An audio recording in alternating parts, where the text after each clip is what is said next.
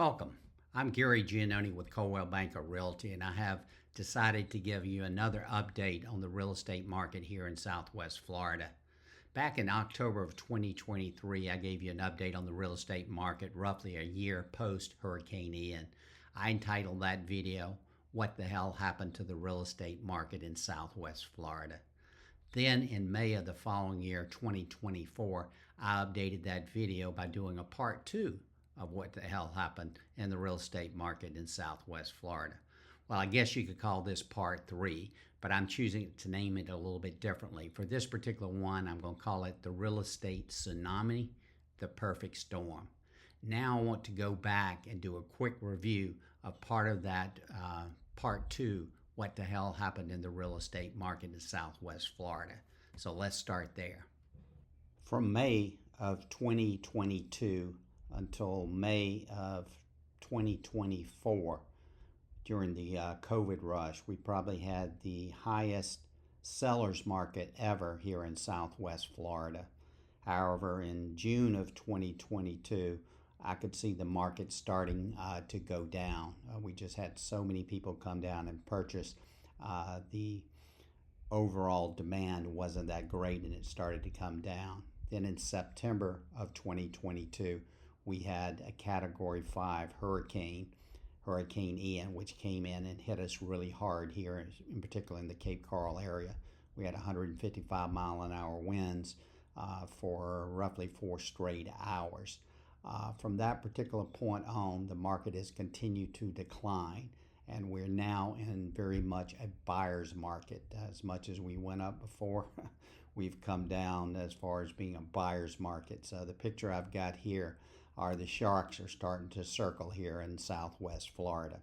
Now let's take a look at what I'd put together in May of 2024. So in May of 2024, there were a lot of articles coming out. This one pointed out that in Punta Gorda, it was first in the country with a 149% increase in inventory. Cape Coral wasn't behind with a 103% increase in inventory. There were a lot of things put out on the internet about everything for sale. This particular post showing the homes for sale in Cape Coral kidded about they should put up a sign saying what's not for sale. Then also at that particular point in time, we had an article come out talking about the 10 metro areas across the country where sellers were slashing the prices. Out of those 10 cities, 5 of them happened to be in the Florida area. Cape Coral was ranked number 4, Northport was number 1 in the country, Tampa was number 2, Orlando 3, and then you see the Jacksonville area was 8th in the country. Now, how did they pick these particular 5? Was there a coincidence for these 5 happening in Florida? I think it was all directly related to Hurricane Ian. When you match the path of Hurricane Ian with those cities, 5 of the top 10 of the cities where prices are being slashed were all in the path of Hurricane Ian. Hurricane Ian effect, we had tons of homes. I'm not going to read all of these that were damaged. A lot of these couldn't even be rebuilt at that particular point in time. But it really knocked back the amount of rental capacity we had in this area. Still to this day on Sanibel and Fort Myers Beach areas, we probably don't have but maybe 50% of the rentals back in those particular areas.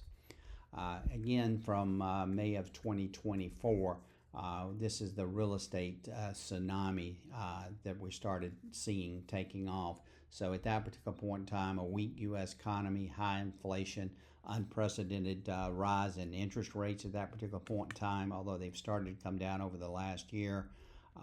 We had the flood insurance not only went up, but the overall footprint expanded tremendously. Probably an extra 30% of the homes in the Cape Coral area were included in the new flood zone areas. Condos saw increases in their overall assessments. Again, a lot of that insurance based.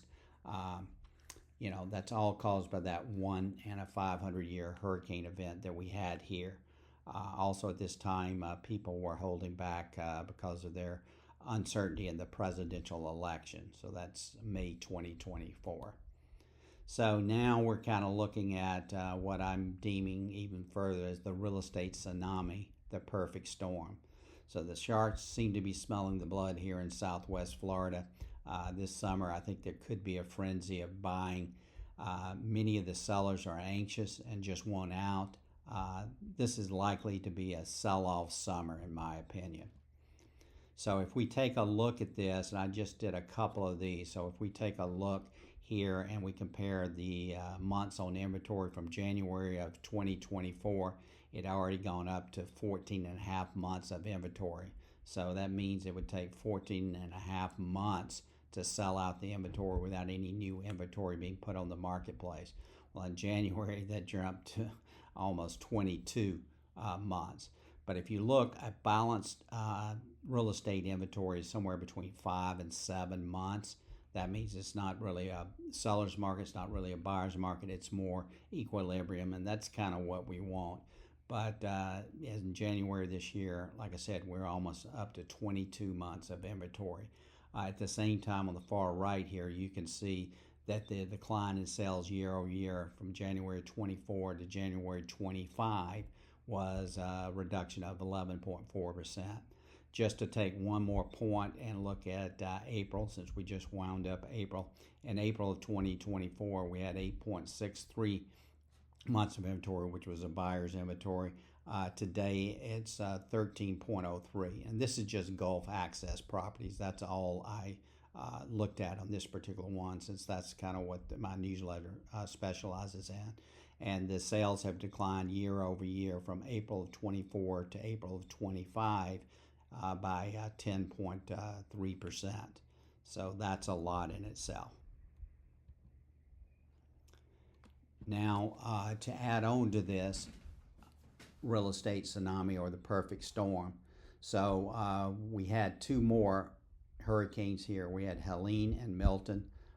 Fortunately, there wasn't much roof damage at all that I could see in the area. We had so many new roofs after Hurricane Ian. I'm not aware of really any severe flooding at all in the homes in the Cape Coral area. There were some docks that got damaged as the water came up for those particular two storms. But again, the biggest effect of these storms, Helene and Milton, as they went kind of directly up the coast from south to north, is that they did do major disturbances of our beaches, and that's what our vacationers come down for. So the beaches were pretty much a mess. They've gotten back into shape now, but they probably prevented a lot of our buyers from coming down this year because they weren't in tip-top shape. So the housing inventory continues to rise as prices continue to fall. I'm seeing some homes cut their prices 20 to almost 25% in one fell swoop. So that's just unheard of. From a condo perspective, we are having the Sears Structural Integrity Reserve Study starting to have a negative effect on condo sales. This is the new requirements based upon the high-rise condo in Miami that collapsed. So there are new rules and regulations and more reserve monies that each of the condos have to have, which has caused a lot of the assessments to go up in some of these condos in particular if they weren't well funded. So you have that continuing to add to the perfect storm. Also, as we know, the tariff wars are causing uncertainty in the stock market. You see that go up and down 1,000, 2,000 points almost daily. It's kind of crazy in my opinion, but that's what we have been seeing lately. Many are worried about the economy, both from an inflation and a recession standpoint. Many are concerned about the passing of the One Big Beautiful Bill, which will keep our taxes low and offer new tax incentives as well. And then the interest rates, they've come down slightly, but they still remain high, in particular when we relate it back to the 2022 to actually from 2020 to 2022, the interest rates were super low. And we've also seen the largest 3-month drop in consumer sentiment based upon all of the above. So that's what's added to what I'm calling now the real estate tsunami, the perfect storm.